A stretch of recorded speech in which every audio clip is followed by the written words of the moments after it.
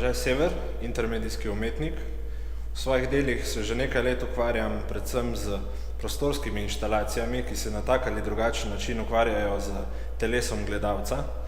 V svojih delih neprestano poskušam nekako prodreti v fizikalni del telesa gledalca, ne toliko idejno kot prav doživljajsko, skozi motnje, prekinitve, skozi različne svetlobne, zvočne ali prostorske spremembe.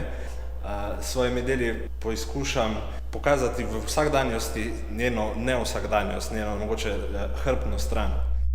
Tokrat se predstavljam z dvemi deli, to je delo Pritisk in delo Polje.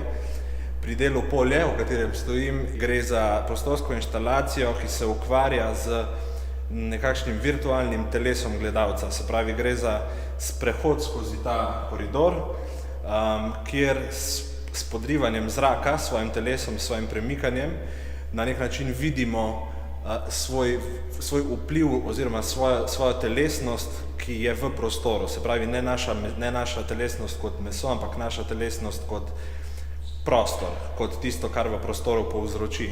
Spet gre za neke motnje v vsakdanjem, v bistvu za totalno vsakdanji pojav, ki pa je skrit očem, ki ga potem s preprosto intervencijo, to slikopleskarsko folijo, obelodanim na način, da postane nekaj, kar je nevidno, vidno, in nekaj, kar je vsakdanje, nevsakdanje.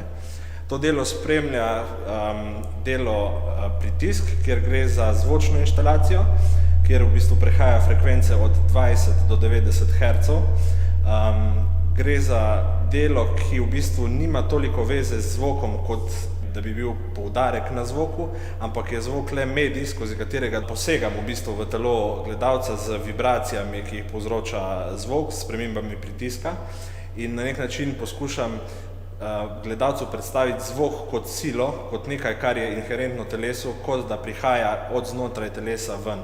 Se pravi, spet gre za neko vsakdanje gibanje zraka, mogoče spreminjanje pritiska, ki se pretvori v telesu gledalca. Na nek način delo obstaja v telesu gledalca, ni zunaj, ampak je znotraj gledalca.